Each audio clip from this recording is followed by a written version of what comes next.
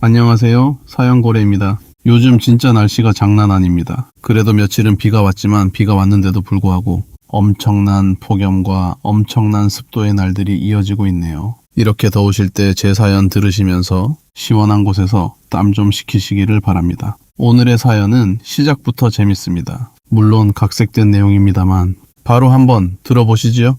사연 시작 전 구독과 좋아요 눌러주시면 여러분이 계신 곳을 향해서 항상 행운과 기쁨이 충만하기를 응원하겠습니다. 그 집 하나 못 내놓냐? 시어머니 될 사람은 그렇게 소리치며 찻잔을 바닥에 집어던졌습니다. 상견례 자리 후식이 나오자마자 시누이가 될 민지가 먼저 입을 열었습니다. 언니, 어차피 오빠랑 결혼하면 그 집도 두 사람 집이잖아요. 제가 신혼집으로 먼저 쓸게요. 그리고 식탁 위로 밀려온 누런 봉투 안에는 받는 사람 자리에 민지 이름이 이미 인쇄된 증여계약서가 들어있었습니다. 부모님이 남겨주신 돈에 제가 6년을 모아 산 집이었습니다. 저는 오후 1시 40분 그 자리에서 바로 일어났습니다. 그리고 정확히 1시간 뒤 제 휴대전화에는 부재중 전화 345통이 찍혀 있었습니다. 그런데 그 사람들은 몰랐습니다. 제가 그날 식탁 밑에 무엇을 켜두었는지, 그 서류는 왜 상견례 나흘 전에 이미 인쇄되어 있었을까요? 그리고 몇 달 뒤 시누이의 결혼식장 대형 화면에는 대체 무엇이 흘러나왔을까요? 사연 시작하기 전에 구독을 꾹 눌러주세요. 오늘도 행복이 넘쳐나길 기원하겠습니다. 오늘의 사연 시작합니다. 상견례가 있던 날 아침, 저는 평소보다 1시간 일찍 눈을 떴습니다. 창밖은 아직 푸르스름했고 베란다 유리에는 밤새 맺힌 물기가 길게 흘러내린 자국이 남아 있었습니다. 저는 거실 불을 켜고 식탁 위에 올려둔 상자 2개를 다시 확인했습니다. 한우 세트 하나와 얇은 스카프 하나였습니다. 스카프는 사흘을 돌아다니며 골랐고 색이 너무 화려하지 않은지 마지막까지 2번을 바꿨습니다. 포장지 끝을 손끝으로 눌러붙이면서 저는 괜히 숨을 크게 들이마셨습니다. 그리고 안방 서랍장 위에 놓인 부모님 영정 앞으로 갔습니다. 액자 유리에 먼지가 얇게 앉아 있어서 소매로 닦아냈습니다. 사진 속 아버지는 여전히 어색하게 입꼬리를 올리고 있었고 어머니는 카메라를 정면으로 보지 못하고 있었습니다. 저는 2분 앞에 무릎을 꿇고 앉았습니다. 엄마, 아빠, 나 오늘 상견례 다녀와요. 우리 쪽에 앉을 어른이 한 명도 없어서 나 혼자 가요. 근데 걱정하지 마요. 나 안 울고 안 기죽고 허리 딱 펴고 앉아있다 올게요. 말을 뱉고 나니 목 안쪽이 뜨거워져서 저는 얼른 일어섰습니다. 제 나이 25에 아버지가 가시고 28에 어머니가 뒤따라 가셨습니다. 그 뒤로 7년 동안 저는 명절에도 혼자였고 아플 때도 혼자 병원에 갔습니다. 지금 살고 있는 34평 아파트는 어머니가 남긴 작은 보험금에 제가 6년을 모은 돈을 얹고 나머지는 은행에서 빌려 산 집입니다. 계약서에 도장을 찍던 날 저는 빈 거실 바닥에 앉아서 30분을 울었습니다. 그 집이 제게 무엇인지 아는 사람은 세상에 저 하나뿐이었습니다. 약속 장소는 시내 한정식 집이었습니다. 저는 12시 20분에 도착해서 룸 안쪽 자리에 먼저 앉았습니다. 회의를 앞두고 늘 하던 습관대로 저는 휴대전화에 녹음 앱을 켜서 화면을 아래로 뒤집어 식탁 밑 선반에 올려두었습니다. 나쁜 마음이 있어서가 아니었습니다. 말이 오가면 나중에 날짜 하나, 금액 하나가 꼭 어긋나기 때문에 생긴 버릇이었습니다. 그런데 그날은 그 버릇이 제 인생을 지켰습니다. 민재의 어머니와 여동생 민지가 12시 40분에 들어왔습니다. 저는 일어나 인사를 하고 준비해간 상자 2개를 의자 옆으로 밀어놓았습니다. 오시느라 고생 많으셨어요. 어머님, 길이 많이 막히셨죠. 별건 아닌데 어머님 드시라고 하나, 민지 하라고 하나 준비했어요. 어머, 이런 걸 뭐하러. 요즘 애들 같지 않게 마음 씀씀이는 곱네. 곱긴 고와. 민재 어머니는 상자를 흘끗 보더니 손도 대지 않고 자리에 앉았습니다. 민지는 제 얼굴이 아니라 제 손목시계와 가방을 먼저 훑었습니다. 민재는 어머니 옆에 앉아서 물수건만 계속 접었다 폈다 했습니다. 식사가 반쯤 나올 때까지는 좋은 말이 오갔습니다. 예식장은 어디가 좋은지, 날짜는 봄이 좋은지, 가을이 좋은지 같은 이야기였습니다. 그러다 민재 어머니가 젓가락을 내려놓고 저를 똑바로 보았습니다. 그건 그렇고 은영이 집이 지하철역 바로 앞이라며 몇 평이야? 34평이에요. 어머님, 방은 셋이고 남향이야? 네, 남향이에요. 은행 빚은 얼마나 껴있어? 솔직하게 말해봐. 다 알고 시작해야지. 저는 잠깐 젓가락을 멈췄습니다. 아직 국이 식지도 않았는데 평수와 대출 잔액을 묻는 자리는 처음이었습니다. 그래도 저는 웃으면서 대답했습니다. 1억 조금 넘게 남았어요. 제가 매달 꼬박꼬박 갚고 있습니다. 아이고, 요즘 세상에 그런 애가 어디 있어. 참 알뜰하네. 후식으로 수정과가 나왔을 때 민지가 먼저 입을 열었습니다. 언니, 근데 하나만 물어볼게요. 어차피 우리 오빠랑 결혼하면 그 집도 두 사람 집인 거잖아요. 그렇죠? 제가 결혼 날짜가 오빠보다 먼저거든요. 그러니까 그 집 제가 신혼집으로 먼저 들어가서 쓸게요. 언니는 어차피 오빠랑 살 거니까 아쉬울 것도 없잖아요. 저는 잔을 든 채로 민지를 바라봤습니다. 민지는 미안한 기색이 조금도 없이 수저로 접시를 톡톡 두드렸습니다. 그 순간 민재 어머니가 발밑에 두었던 가방에서 누런 서류 봉투를 꺼내 식탁 위로 쓱 밀었습니다. 복잡하게 생각할 거 하나도 없어. 여기다 이름 쓰고 도장만 찍으면 끝나. 오늘 이거 하려고 내가 일부러 좋은 날 잡은 거야. 저는 봉투를 열었습니다. 증여계약서였습니다. 받는 사람 자리에 민지의 이름이 이미 인쇄되어 있었습니다. 그 아래에는 인감증명서를 대신 떼어갈 수 있는 위임장 양식이 함께 들어 있었습니다. 종이는 방금 뽑은 것처럼 빳빳했고 아래쪽에는 어느 법무사 사무소의 이름이 작게 찍혀 있었습니다. 손끝이 차가워졌습니다. 이 자리는 상견례가 아니었습니다.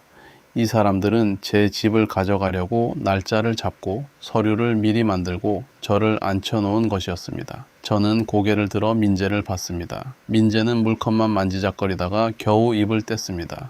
은영가, 뭘 그렇게 정색을 해. 어차피 같이 살 건데. 이런 건 미리 정리해두는 게 서로 편해. 박민재, 너 지금 그게 무슨 말인지 알고 하는 거야. 아니 그러니까 명의만 잠깐 옮겨두자는 거잖아. 우리 사이에 그게 뭐 대단한 일이라고 그래. 우리 사이?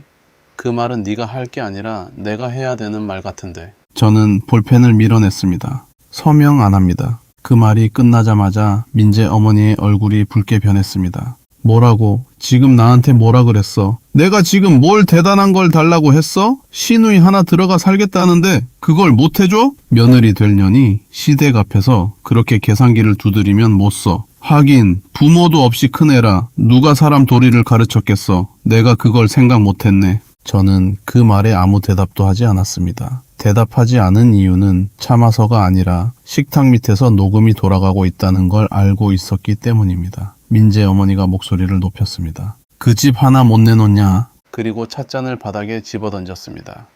쨍그랑 소리와 함께 옆 룸 손님들이 문가로 몰려왔고 종업원 2명이 뛰어 들어왔습니다. 저는 손목시계를 봤습니다. 오후 1시 40분이었습니다.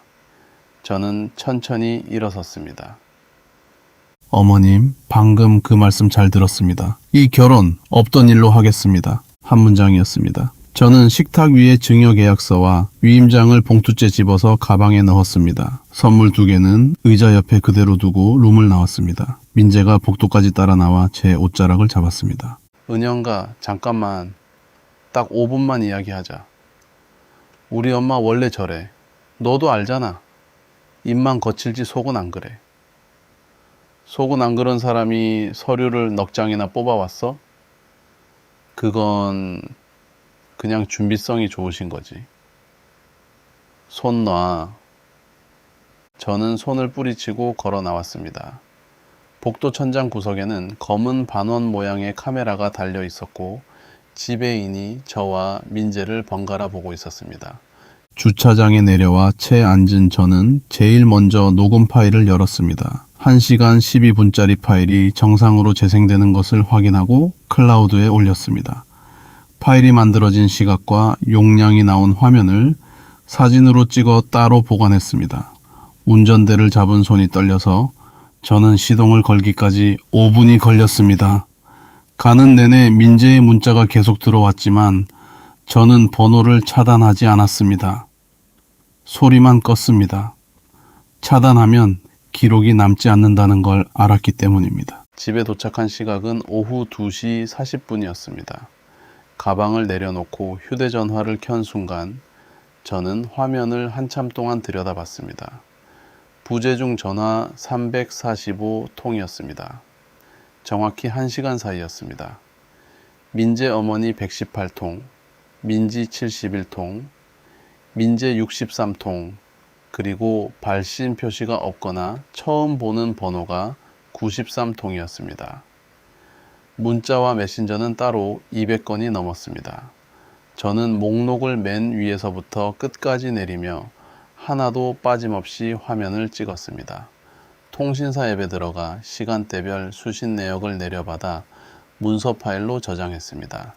그리고 책상 서랍을 열어 등기 권리증과 등기 필정보 봉투, 인감 도장을 꺼내 확인한 뒤 한 곳에 모아두었습니다. 다음날 아침 은행 대여금고에 넣을 생각이었습니다. 새벽 2시 모르는 번호로 문자가 왔습니다. 민재 씨가 응급실에 실려왔습니다. 보호자분 연락 바랍니다. 저는 그 문장을 3번 읽었습니다. 마침표 자리에 쉼표를 찍는 버릇, 자기 이름 마지막 글자 받침을 흘려 쓰는 습관, 인연을 만난 사람의 글씨를 저는 알고 있었습니다. 저는 답장하지 않고 화면만 찍어두었습니다. 다음날 아침 회사 로비에서 민재가 저를 막아섰습니다. 셔츠는 어제 그대로였고 눈은 벌겋게 부어 있었습니다.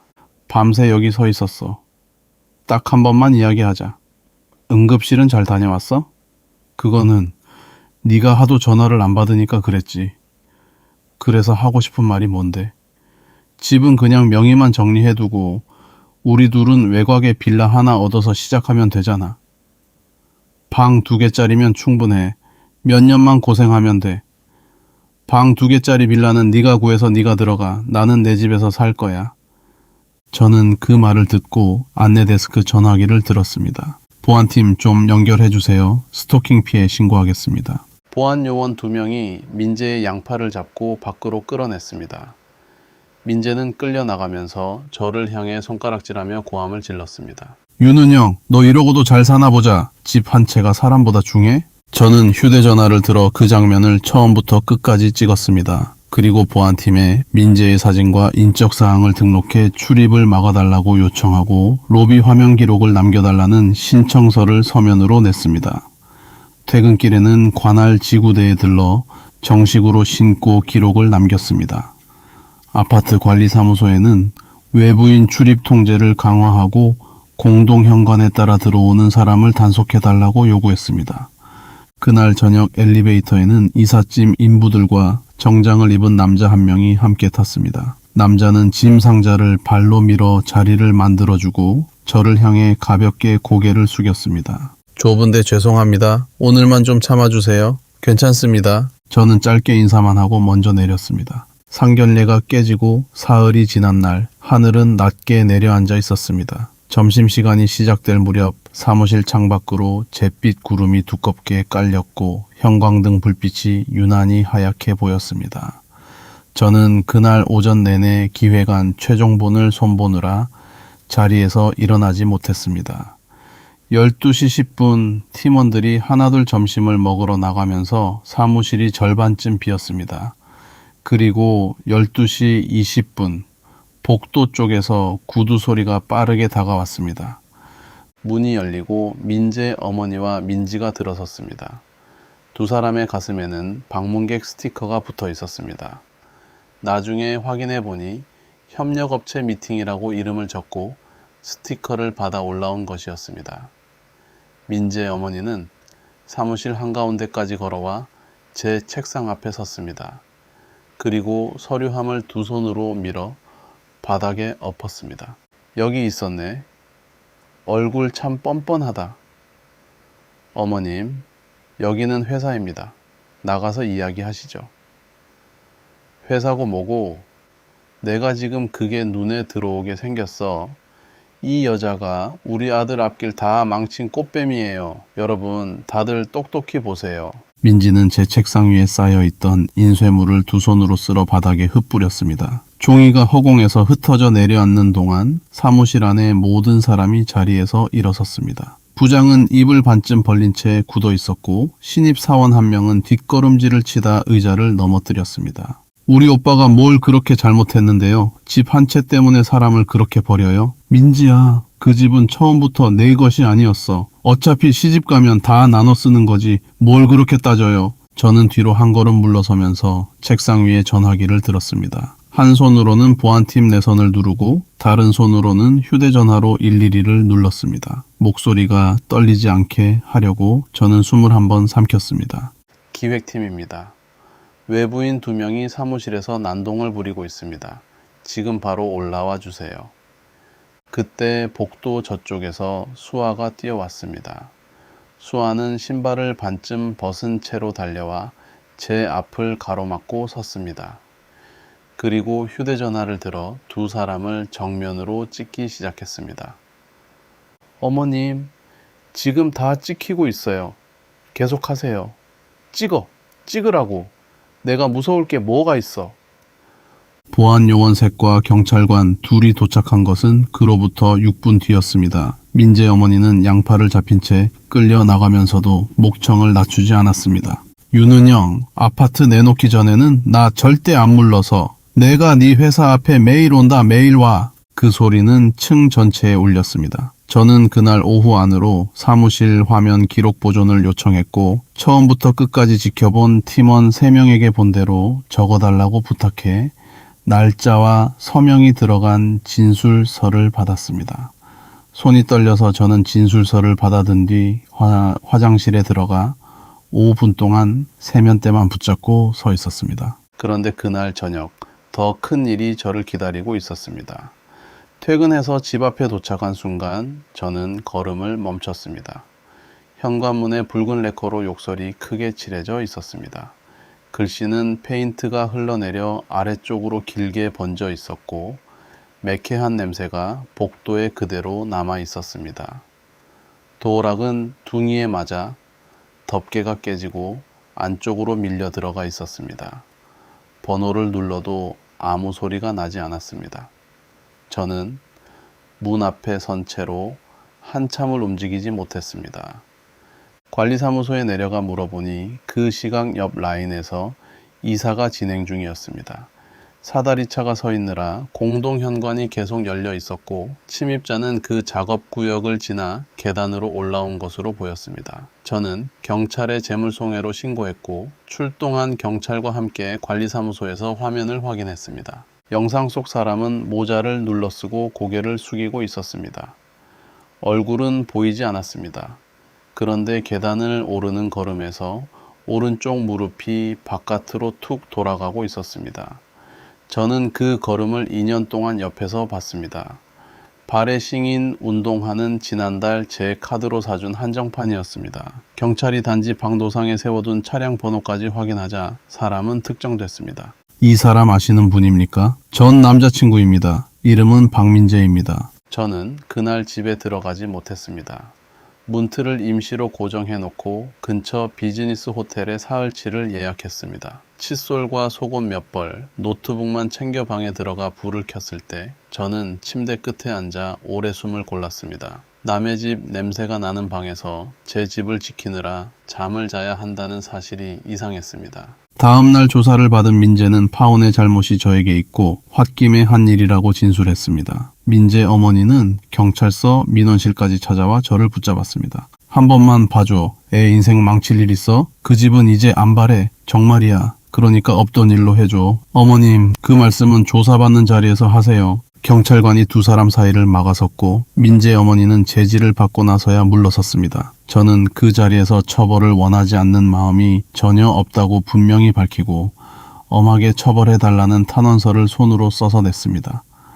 같은 주에 저는 큰 인터넷 게시판에서 글 하나를 발견했습니다. 익명 계정이 저를 가해자로 몰아세면서 회사 이름의 앞 글자와 사는 동네를 흘려놓은 글이었습니다. 댓글은 이미 300개가 넘어 있었습니다. 저는 본문과 댓글, 올린 시각과 주소를 함께 담아 문서 파일로 저장했습니다. 며칠 뒤 인사위원회에서 저를 불렀습니다. 회의실 탁재는 물컵 하나와 종이 한 장이 놓여 있었습니다. 윤은영 대리, 다음 달 대회 미팅 알고 있죠? 네, 제가 발표합니다. 그 자리에서 같은 일이 또 벌어지면 회사가 감당을 못해요. 그래서 당분간 프로젝트 책임자 자리에서 빠져 있는 걸로 정리했습니다. 저는 종이를 내려다봤습니다. 대기 발령이었습니다. 목 뒤가 뜨거워졌지만 저는 손을 무릎 위에 올려 꾹 눌렀습니다.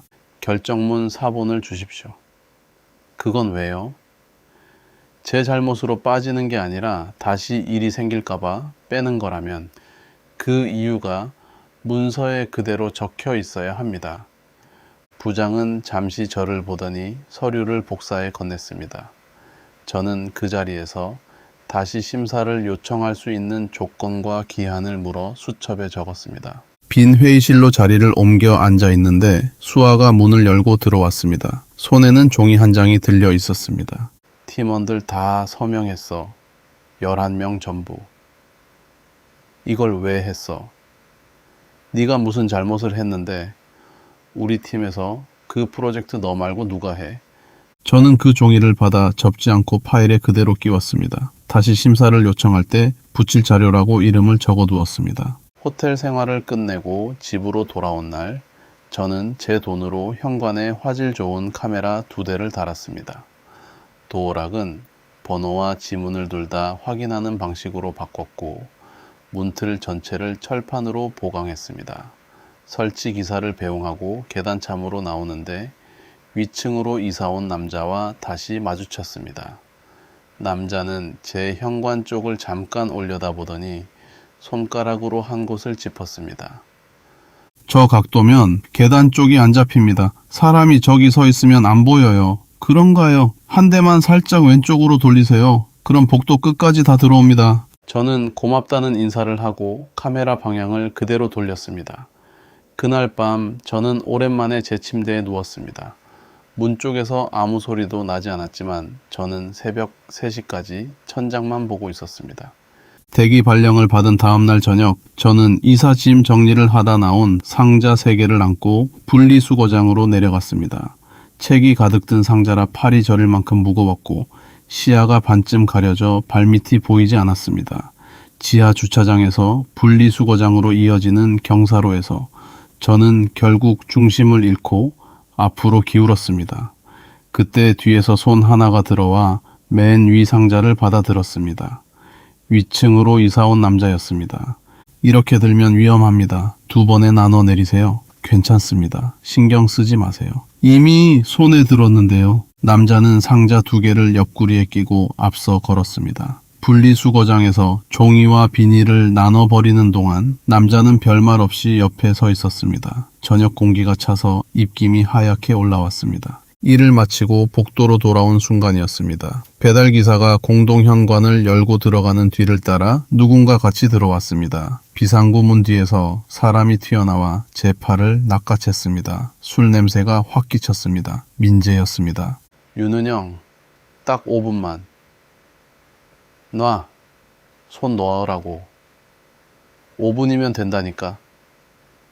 민재는 제 팔을 잡아 끌어 현관 쪽으로 밀어붙였습니다. 등이 문에 부딪히면서 쿵 소리가 났습니다. 저는 소리를 지르며 버텼고 신발이 바닥에서 밀려나갔습니다. 그 순간 남자가 뛰어왔습니다. 남자는 민재의 손목을 꺾어 팔을 등 뒤로 돌리고 무릎으로 눌러 복도 바닥에 엎드리게 만들었습니다. 민재는 얼굴을 바닥에 붙인 채 발버둥을 쳤지만 움직이지 못했습니다. 전날 각도를 돌려놓은 현관 카메라가 그 장면을 처음부터 끝까지 담고 있었습니다. 경찰이 도착한 것은 4분 뒤였습니다. 민재는 남의 집에 들어가려 한 혐의와 폭행 현행범으로 붙잡혀 나갔습니다. 그런데 끌려나가면서 민재가 고개를 돌려 저를 향해 소리쳤습니다. 그 집 내 손에 들어올 때까지 나 또 온다. 몇 번이고 또 와. 그 말은 영상의 목소리까지 그대로 남았습니다. 경찰차가 떠난 뒤 복되는 저와 남자만 남았습니다. 저는 그제야 다리에 힘이 풀려 벽에 손을 짚었습니다. 남자는 옷매무새를 정리하더니 안주머니에서 명함 한 장을 꺼냈습니다.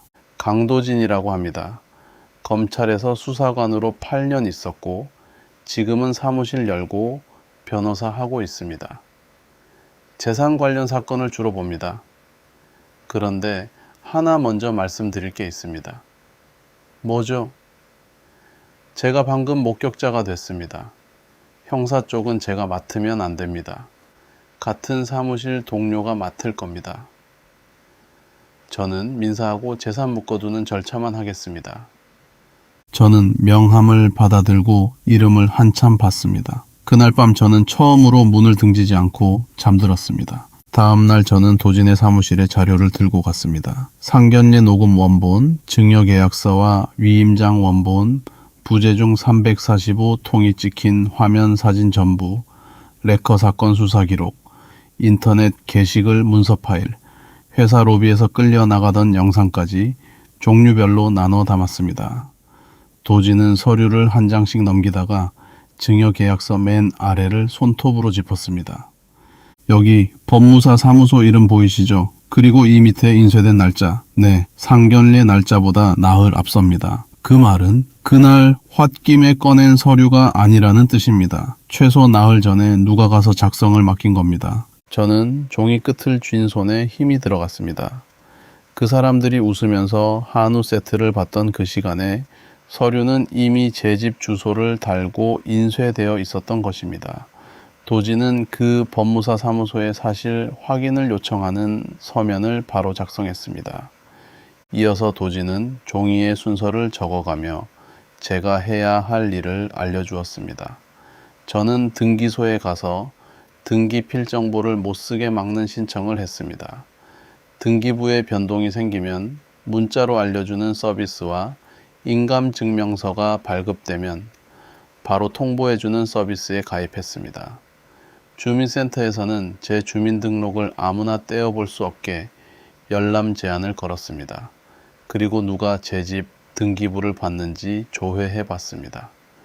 최근 3주 사이 저와 상관없는 사람이 5번을 열람한 기록이 남아 있었습니다. 그 무렵 사무실로 낯선 남자 셋이 찾아왔습니다. 민재에게 돈을 빌려준 쪽 사람들이었습니다. 저를 보증인으로 알고 온 것이었습니다. 윤은영 씨 맞습니까? 박민재 여자친구. 파혼했습니다. 그리고 저는 그 사람 빚에 이름 올린 적 없습니다. 그럼 이거 한번 보시죠. 도진은 제가 채무와 아무 상관이 없다는 사실을 서면으로 정리해주는 대신 그들이 들고 온 자료 일부를 넘겨받았습니다. 차용증 사본 4건, 계좌 이체 내역, 그리고 압박용으로 찍어 민재에게 보냈다는 영상 하나였습니다. 영상 속에서 민재는 무릎을 꿇고 두 손을 모은 채 사정하고 있었습니다. 다음 달까지는 정리합니다. 집이 하나 들어옵니다. 그거 팔면 됩니다. 저는 그 화면 앞에서 손으로 입을 막았습니다. 집이 하나 들어온다는 말, 그 집이 제 집이었습니다. 저도 낼 것이 있었습니다. 사건이 있기 며칠 전 만취한 민재가 제 번호로 전화를 걸어 30분을 떠든 통화 녹음이었습니다. 그 안에 이런 말이 있었습니다. 명의만 넘어오면 바로 팔면 돼. 그거 엄마랑 다 얘기 끝났어. 빚 정리하고 남는 걸로 민지 결혼 자금 대주기로 했다니까.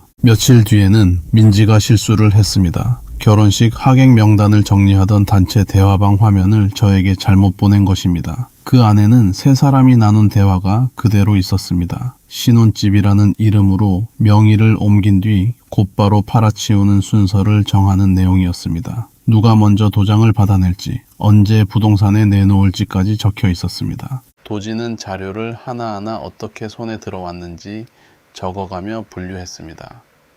전부 본인이 참여한 대화 녹음이거나 상대가 스스로 넘긴 자료입니다. 증거로 쓰는데 걸릴 게 없습니다. 조사를 진행하면서 우리는 한 가지 사실을 더 확인했습니다. 민지의 결혼식 비용과 신혼집 계약금 전액을 사돈댁이 부담하기로 되어 있었습니다. 그리고 민재의 빚과 형사사건은 사돈댁에 한마디도 전달되지 않은 상태였습니다. 저는 자료를 다 읽고 나서 한동안 서류를 정리하지 못했습니다. 손끝이 떨려서 종이 모서리가 자꾸 접혔습니다. 저는 물을 한 잔 마시고 다시 앉아 빈 종이에 목차부터 적기 시작했습니다. 사건별로 다시 묶는 일이 제일 먼저였습니다. 도지는 대응 순서를 문서로 만들어 제 앞에 놓았습니다. 접근을 막는 신청, 형사고소, 손해배상 청구, 회사 인사위원회, 재심의 4갈래였습니다. 이 순서대로 갑니다. 하나씩 밟으면 됩니다. 제가 뭘 하면 되죠. 여기 서명하시고 그 다음부터는 저한테 넘기시면 됩니다. 저는 위임장에 이름을 적고 도장을 찍었습니다. 도지는 그 자리에서 첫 서면을 쓰기 시작했습니다. 법원에 서류를 내던 날 아침은 유난히 맑았습니다. 민원실 창으로 들어온 햇빛이 접수대 위에 길게 깔렸고 저는 번호표를 손에 쥔 채 20분을 기다렸습니다. 폭행과 협박, 재물송해에 관한 자료를 전부 붙여서 민재와 민재 어머니, 민지 세 사람에 대해 저에게 접근하지 못하게 해달라는 신청서를 냈습니다. 접수 도장이 찍히는 소리가 났을 때 저는 그 소리를 오래 들었습니다. 같은 날 오후에는 도진의 사무실 동료 변호사 이름으로 고소장이 접수됐습니다. 강요, 공갈미수, 재물송해, 주거침입, 그리고 스토킹 관련 법 위반이었습니다. 고소장 마지막 장에 제 이름을 적으면서 저는 손이 떨리지 않았습니다. 상견례 날 볼펜을 밀어냈던 손이 이번에는 스스로 볼펜을 집어들었습니다. 이어서 저는 회사 인사위원회에 다시 심사해달라는 요청서를 냈습니다. 증거 폴더는 목차 순서대로 편철했습니다. 상견례 녹음을 글로 옮긴 전문, 증여계약서 사본, 민재의 통화 녹음을 글로 옮긴 문서, 채무 관련 자료, 형사사건 접수증 3건, 그리고 팀원 11명의 서명이 들어간 탄원서였습니다. 서류가 두꺼워서 폴더 고리가 겨우 닫혔습니다. 법원이 접근을 막아달라는 신청을 받아들이자 회사의 태도가 하루 만에 달라졌습니다. 인사팀장이 저를 불러 말했습니다. 다시 같은 일이 벌어질 걱정이 없어졌으니 대기 발령은 없던 걸로 하겠습니다. 프로젝트는요. 윤은영 대리가 다시 맡습니다. 원래 자리로 돌아오세요. 저는 자리로 돌아와 컴퓨터를 켰습니다. 3주 동안 손대지 못한 파일을 여는데 수아가 뒤에서 제 어깨를 툭 쳤습니다. 아무 말도 하지 않았지만 그걸로 충분했습니다. 도진은 결정문을 펼쳐 조항 하나를 손가락으로 짚었습니다. 이건 저쪽이 은영 씨한테 다가오지 못하게 막는 겁니다. 은영 씨가 어디를 가든 그건 여기 적혀 있지 않습니다. 제 발이 묶이는 게 아니라는 말씀이시죠? 그렇습니다. 이걸 헷갈리시면 안 됩니다. 저는 인터넷 게시글에 대해서도 명예훼손으로 고소했습니다. 게시판을 운영하는 회사에 접속 기록을 지우지 말고 보관해달라는 신청서도 함께 냈습니다. 그리고 민지가 사회관계망에 올려놓은 사진들을 한 장씩 뜯어봤습니다. 명품 가방과 호텔 라운지, 해외 리조트 수영장 사진이었습니다. 저는 사진을 하나씩 거꾸로 검색해 원래 출처를 찾았습니다. 전부 다른 사람이 몇 달 전에 올린 사진이었습니다. 저는 민지가 올린 사진과 원본 사진을 나란히 붙인 대조표를 만들어 증거 파일에 넣었습니다. 그러던 중 수아가 점심시간에 저를 붙잡았습니다.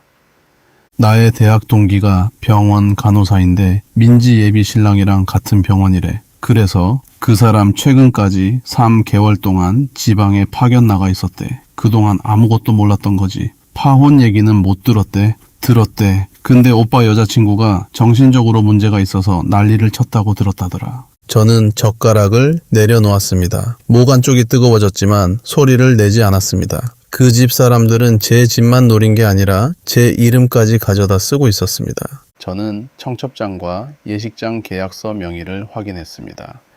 예식 비용 결제자도 신혼집 계약금을 낸 사람도 전부 사돈댁이었습니다. 민지 쪽은 한 푼도 내지 않았습니다. 그날 저녁 사무실에서 저는 도진에게 물었습니다. 결혼식 당일에 제가 직접 자료를 틀면 안 되나요? 안 됩니다. 왜죠? 식장에 몰래 들어가거나 방송 장비를 손대는 것만으로도 은영 씨가 형사사건 피고인이 됩니다.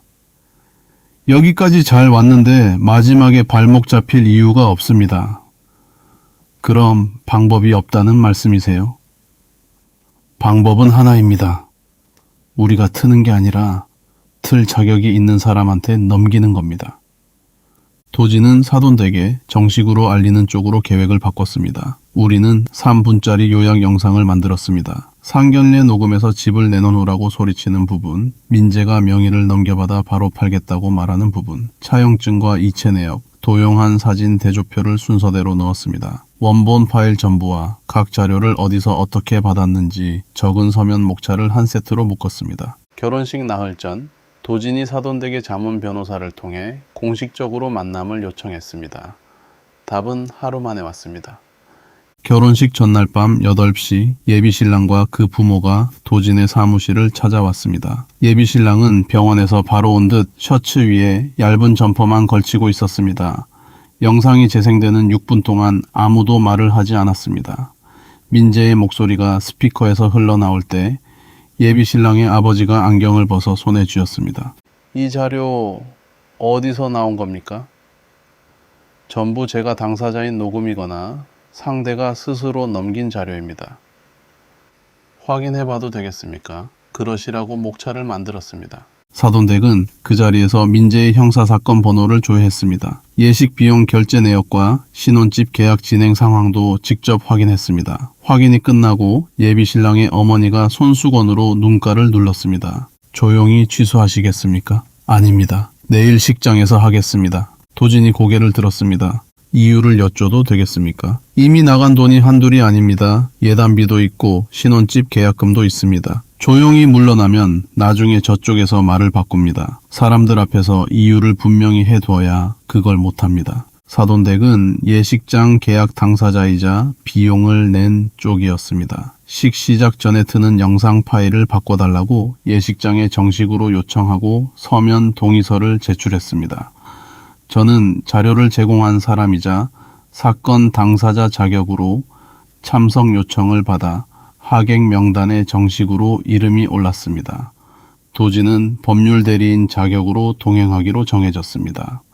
한편 청첩장이 돌면서 민재에게 돈을 빌려준 사람들도 날짜를 알게 됐습니다. 민재가 축의금으로 일부를 갚겠다고 말해둔 탓에 당일 찾아올 예정이라는 이야기가 들어왔습니다. 도지는 그 정황을 파악하고도 손대지 않았습니다. 대신 예식장 관할 지구대에 소란이 생길 수 있다고 미리 신고하고 순찰을 부탁한 뒤 접수증을 받아 보관했습니다. 우리는 아무것도 안 합니다. 그냥 각자 자기 할 일을 하러 오는 겁니다. 저는 그날 밤 옷장 앞에 섰습니다. 상하에 모두 검은색인 정장을 맞춰두었고 그 위에 겹쳐 입을 밝은 회색 재킷을 따로 준비했습니다. 들어갈 때는 회색을 입고 나올 때는 벗을 생각이었습니다. 가방에는 자료집 4번과 접근 금지 결정문 4번을 나눠 넣었습니다. 지도를 열어 호텔 주차장에서 웨딩홀 로비까지 가는 길, 그리고 나올 때 쓸 통로를 손끝으로 짚어 확인했습니다. 불을 끄기 전 저는 부모님 영정 앞에 잠깐 앉았습니다. 엄마, 아빠, 나 내일 결혼식 하나 다녀올게요. 내 결혼식은 아니에요. 강남 호텔 웨딩홀 로비는 오전 11시부터 사람으로 가득 찼습니다. 천장에 매달린 유리등이 하얀 빛을 뿌렸고 바닥은 구두굽 소리가 그대로 울릴 만큼 매끈했습니다. 꽃 냄새와 향수 냄새가 섞여 공기가 무겁게 느껴졌습니다. 그 한가운데에 민재 어머니가 연보라색 한복을 입고 서 있었습니다. 민재는 그 옆에서 하객들에게 허리를 굽혀 인사를 돌리고 있었습니다. 먼 길 와주셔서 감사합니다. 안에 자리 있습니다. 아이고, 사돈댁이 저렇게 훌륭한 집안이라면서요. 저희가 복이 많죠. 하하. 저는 검은 정장 위에 밝은 회색 재킷을 겹쳐 입고 정문으로 들어갔습니다. 안내 직원이 명단을 확인하고 제 이름 옆에 표시를 했습니다. 도지는 제 왼쪽 방어름 뒤에서 걸었습니다. 민재도 민재 어머니도 로비 반대편에서 인사를 도느라 저를 보지 못했습니다. 신부 대기실 앞 복도를 지날 때 민지의 목소리가 들렸습니다. 친구들 앞에서 손목을 들어 보이고 있었습니다. 이거 어떤 것 같아? 시댁에서 해준 거야. 와, 이거 대기 엄청 길다던데 어떻게 구했어? 우리 시아버지가 그냥 사주셨어. 나 아직도 실감이 안 나. 그 시계는 민지가 직접 사서 찬 모조품이었습니다. 사돈댁이 예물로 준 진짜 목걸이와 팔찌는 목과 손목에 따로 걸려 있었습니다. 사돈댁이 미리 배치해둔 담당자가 조금 떨어진 자리에서 그 장면을 촬영하고 있었습니다. 저는 대기실 쪽으로 한 발도 다가가지 않고 홀 뒤편 좌석으로 걸어갔습니다. 접근 금지 결정을 받아낸 사람은 저였고 저는 그 선을 제 발로 넘을 생각이 없었습니다. 방송실에서는 사돈댁 담당자가 예식장 직원 입회 아래 식전 상영 파일을 교체하고 있었습니다. 서면 동의서에 도장이 찍혀 있었고 재생 순서까지 2번 확인했습니다. 저는 그 방문 앞에도 가지 않았습니다. 11시 40분 홀 조명이 낮아지고 사회자가 마이크를 잡았습니다. 사람들이 자리에 앉으면서 의자 끄는 소리가 잦아들었습니다. 신랑과 신부가 나란히 입장의 단상에 섰습니다. 민지의 드레스 뒷자락이 카펫 위로 길게 끌렸고 사진 기사들이 앞으로 몰려나갔습니다.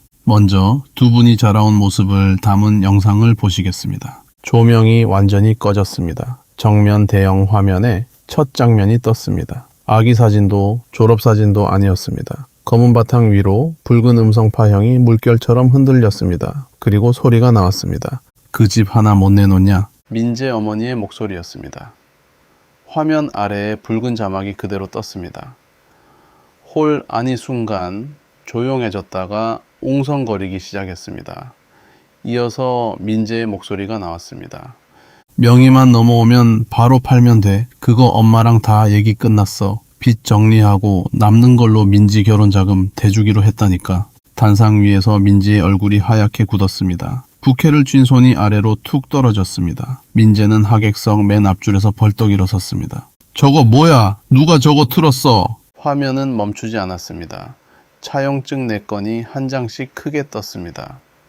빌린 금액과 날짜, 민재의 이름과 도장이 또렷하게 보였습니다. 이체 내역이 뒤를 이었고 그 다음에는 돈을 빌려준 쪽에서 보낸 독촉 문자가 줄줄이 올라왔습니다. 마지막으로 민지가 올린 사진과 원래 주인의 사진을 나란히 붙인 대조표가 떴습니다. 왼쪽에는 민지가 자기 것이라고 올린 가방 사진, 오른쪽에는 8개월 전에 다른 사람이 올린 똑같은 사진이었습니다. 어머, 저거 그때 그 사진 아니야? 저 집 대체 뭐 하는 집이야? 하객들이 하나둘 자리에서 일어났습니다. 휴대전화 화면 수십 개가 동시에 켜졌습니다. 식이 끝나기도 전에 영상은 이미 홀 밖으로 퍼져나가고 있었습니다. 민재 어머니가 치맛자락을 움켜쥐고 방송실 쪽으로 달려갔습니다. 민재도 통로를 헤치며 뒤를 따랐습니다. 그러나 사돈댁이 미리 배치한 경호 인력 4명이 통로 입구를 막아섰습니다. 비켜, 저거 내려, 당장 내리라고. 어머님, 이 영상은 계약 당사자 요청으로 정식 절차를 거쳐 나가는 겁니다. 계약 당사자? 그게 무슨 소리야? 이 예식 비용 어머님이 내신 게 아니지 않습니까? 민재 어머니는 그 말에 입을 반쯤 벌린 채 그 자리에 멈춰 섰습니다. 그때 단상 쪽에서 움직임이 있었습니다. 사돈댁 어머니가 계단을 올라 신부 앞에 섰습니다. 그리고 민지의 목에 걸린 목걸이 고리를 풀어 손바닥에 담았습니다. 이어서 팔찌를 빼냈습니다. 민지는 손을 오므리며 뒤로 물러났지만 힘을 주지 못했습니다.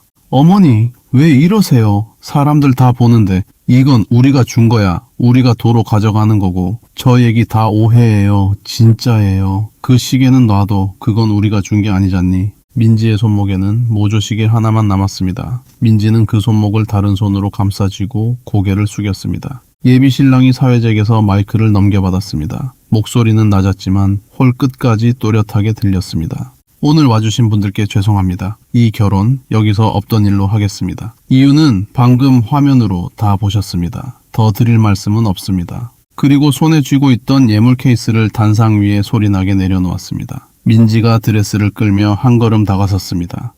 오빠, 나는 몰랐어. 진짜 나는 아무것도 몰랐다고. 명단 정리하던 대화방, 거기 내 이름도 있더라. 예비 신랑은 그 말을 남기고 부모와 함께 홀을 걸어 나갔습니다. 사돈댁 하객들이 줄지어 자리에서 일어나 뒤를 따랐습니다. 좌석 절반이 순식간에 비었습니다. 사돈댁 측은 축의금 접수대로 사람을 보내 자기 쪽 접수를 즉시 중단시켰습니다. 장부와 현금을 봉투에 넣어 봉인하고 예식장 금괴에 맡겼습니다. 그 모든 과정을 담당자가 옆에서 촬영했습니다. 그런데 그 순간 홀 입구 쪽에서 고함이 터졌습니다.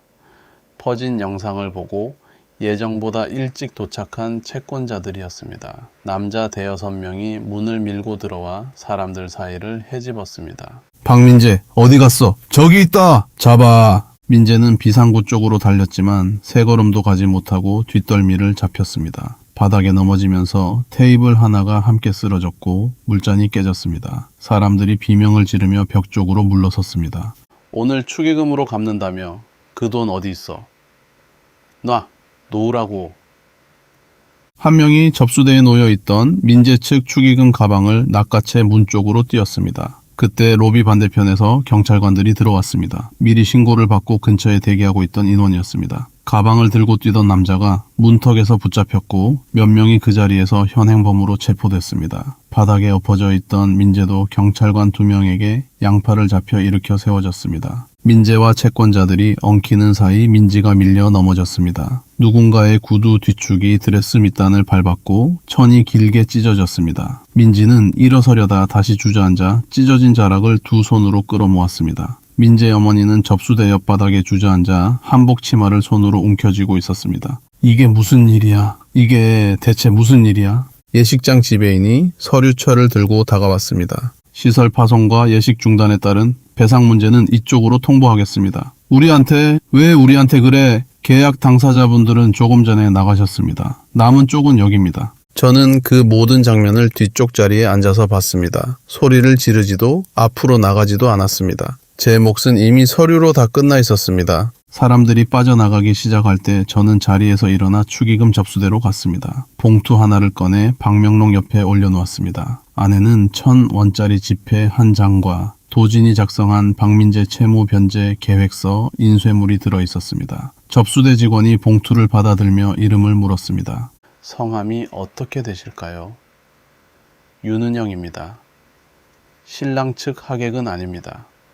그리고 저는 밝은 회색 재킷을 벗어 팔에 걸쳤습니다. 검은 정장 차림으로 통로를 걸어 나왔습니다. 지나가는 길에 바닥에 주저앉아 있던 민재 어머니와 눈이 마주쳤습니다. 민재 어머니가 손을 뻗어 제 발목 쪽을 잡으려 했습니다. 은영가, 한 번만 도와줘. 어머님, 지금 저한테 손대시면 그것도 위반입니다. 내가 뭘 그렇게 잘못했다고 이렇게까지 해? 그 집 하나 못 내놓냐고 하셨죠. 그 집 끝까지 못 내놓습니다. 저는 멈추지 않고 걸었습니다. 도진이 문 앞에서 기다리다 제 뒤로 붙어 함께 통로를 빠져나왔습니다. 로비에 도착한 경찰관에게 저는 본대로 진술을 하고 연락처를 남겼습니다. 밖으로 나오니 오후 1시가 조금 넘어 있었습니다. 계단 위로 햇빛이 하얗게 쏟아졌습니다. 저는 팔에 걸쳤던 재킷을 반듯하게 접어 팔뚝 위에 다시 올렸습니다.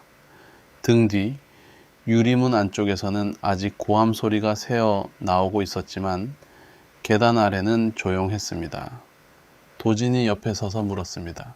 괜찮으세요? 배가 고프네요. 밥 먹으러 가시죠. 여기 말고 다른 데로. 저는 고개를 끄덕이고 계단을 내려갔습니다. 결혼식이 있고 6달이 지난 뒤 1심 선고가 있었습니다. 법정 안은 난방이 세게 돌아 공기가 텁텁했고 방청석에는 저와 도진 그리고 수아만 앉아 있었습니다. 민재는 수의를 입고 들어와 재판장 앞에 섰습니다. 어깨가 앞으로 굽어 있었고 살이 빠져 목이 가늘어져 있었습니다. 피고인 박민재를 징역 2년에 처한다. 강요, 공갈미수, 재물송회, 주거침입, 스토킹 관련 법 위반에 상습 도박까지 함께 묶인 결과였습니다. 민재는 선고를 듣고 고개를 뒤로 돌려 방청석을 봤습니다. 저와 눈이 마주쳤지만 저는 시선을 피하지 않았습니다. 민재가 입을 벌리려 하는 순간 교도관이 팔을 잡아 돌려 세웠습니다. 민재 어머니는 함께 죄를 저지른 사람으로 인정돼 유죄를 받았고 업무방해까지 더해져 징역형의 집행유예와 사회봉사 명령을 받았습니다. 법정을 나서면서 민재 어머니는 통로에 주저앉아 소리를 냈습니다. 내가 뭘 그렇게 잘못했다고? 자식 잘 되라고 한 일인데. 어머님, 목소리 낮추세요. 여긴 법원입니다. 민지는 인터넷에 저를 헐뜯는 글을 올린 일로 벌금형을 받았습니다. 그리고 사돈댁이 낸 민사소송에서 졌습니다. 예식 위약금과 예단비, 신혼집 계약금을 돌려주라는 판결이었습니다. 금액이 커서 한 번에 갚을 방법이 없었고 결국 올해 나눠서 갚으라는 결정이 났습니다. 민지는 그 돈을 갚기 위해 낮에는 물류센터에서 상자를 나르고 주말에는 예식장에서 접시를 나르는 일을 시작했습니다. 그 이야기를 전해 들은 날 저녁, 저는 창가에 서서 한참 밖을 봤습니다. 고소해서 웃음이 나오지는 않았습니다. 다만 처음 저 사람들이 서류를 밀어놓았을 때 제가 도장을 찍었다면 지금 저 자리에 제가 앉아 있었을 거라는 생각이 들었습니다. 집행유예 기간 중에 민재 어머니가 제 회사 앞으로 찾아온 일이 있었습니다. 로비 회전문 옆에 서 있다가 제가 나오는 것을 보고 달려왔습니다. 은영가, 딱 한 번만 고소만 취하해주면 돼. 우리 민재 형 사는 것 좀 봐줘. 응? 어머님, 지금 여기 서 계신 것 자체가 위반입니다. 그깟 종이 한 장이 뭐라고. 저는 그 자리에서 휴대전화를 꺼내 신고했습니다. 경찰관이 도착해 민재 어머니를 인계해 갔고 얼마 뒤 과태료 처분이 내려졌습니다. 그 뒤로 민재 어머니는 제 앞에 나타나지 않았습니다. 민사 손해배상 소송에서는 제가 청구한 금액을 전부 인정받았습니다. 위자료, 부서진 도어락과 현관 수리비, 호텔에 머문 비용, 그리고 제 돈으로 단 보안 장비 설치비까지 하나도 깎이지 않았습니다. 민재에게는 받아낼 재산이 없었지만 민재 어머니 이름으로 된 전세 보증금이 있었습니다. 강제집행 절차를 거쳐 일부를 회수했습니다. 통장에 그 돈이 들어온 날 저는 금액을 확인하고 창구 앞에 잠깐 앉아 있었습니다. 그 돈으로 무엇을 살 생각은 들지 않았습니다. 그저 제가 쓴 돈이 제 잘못이 아니었다는 사실이 숫자로 증명된 것 같았습니다. 형사와 민사가 모두 끝난 뒤 민재 어머니는 살던 동네를 떠났다고 합니다. 어디로 갔는지는 아무도 모르고 이제 연락이 닿지 않는다는 이야기만 건너 들었습니다. 회사로 완전히 복귀한 저는 밀린 일정부터 다시 짰습니다. 빠진 3주를 메우려고 저는 야근을 자청했고 공정을 겹쳐 돌리는 방식으로 수정안을 만들어 올렸습니다. 전체 일정을 4주 앞당기는 아니었고 임원 회의에서 그대로 승인이 났습니다. 대형 클라이언트 최종 발표가 있던 날 저는 회의실에 제일 먼저 도착해 화면을 점검했습니다. 경쟁 대행사들은 광고 시안과 홍보 문구만 들고 왔습니다. 저는 유통 데이터와 매장 안에서 손님들이 실제로 움직이는 동선을 붙여 만든 기획안을 펼쳤습니다. 어느 진열대 앞에서 발이 멈추고 어느 통로에서 그냥 지나치는지를 숫자로 보여주었습니다. 발표가 끝나자 상대 회사 대표가 자료를 다시 앞으로 넘겼습니다. 이거 직접 발로 뛰신 겁니까? 매장 12곳을 3주 동안 돌았습니다. 3년 독점으로 갑시다. 그 계약으로 저는 창립 이래 가장 젊은 기획팀장이 됐습니다. 발표가 난 날 오후 팀원들이 회의실에 풍선을 달고 케이크를 사왔습니다. 수아가 종이왕관을 제 머리에 씌우려다 실패하고 제 어깨에 걸쳤습니다. 팀장님, 한 말씀. 오늘 회식은 내가 산다. 그런 거 말고 감동적인 걸로 해줘. 11명 서명 받아온 사람이 누구였더라. 수아가 웃다가 눈가를 손등으로 눌렀습니다. 그날 밤 집으로 돌아오는 길이었습니다. 아파트 앞 놀이터 벤치에 도진이 앉아 있었습니다. 손에는 노란 프리지아 꽃다발과 두꺼운 서류 봉투가 함께 들려 있었습니다. 승진하셨다면서요. 소식 빠르시네요. 먼저 이것부터 드리겠습니다. 봉투 안에는 형사 판결이 확정됐다는 증명원, 민사 집행이 끝났다는 내역, 그리고 접근 금지 결정이 언제까지 유효한지를 정리한 사건 종결 보고서가 들어 있었습니다. 도지는 마지막 장을 펼쳐 제 앞에 놓았습니다.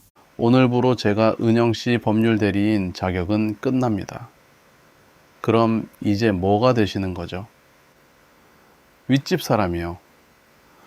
도지는 꽃다발을 무릎 위에 올려놓고 잠깐 말을 골랐습니다. 저는 은영 씨를 이웃으로 먼저 만났고 변호사로는 나중에 만났습니다. 순서가 그렇습니다. 이제 대리 관계가 끝났으니 변호사 말고 그냥 한 사람으로 옆에 있고 싶습니다. 저는 봉투를 옆에 내려놓고 도진의 손을 마주 잡았습니다. 프리지아 냄새가 밤 공기에 섞여 들어왔습니다. 주말에 우리는 가구 단지를 돌았습니다. 원목 식탁 앞에서 저는 두 손으로 상판을 눌러보았습니다.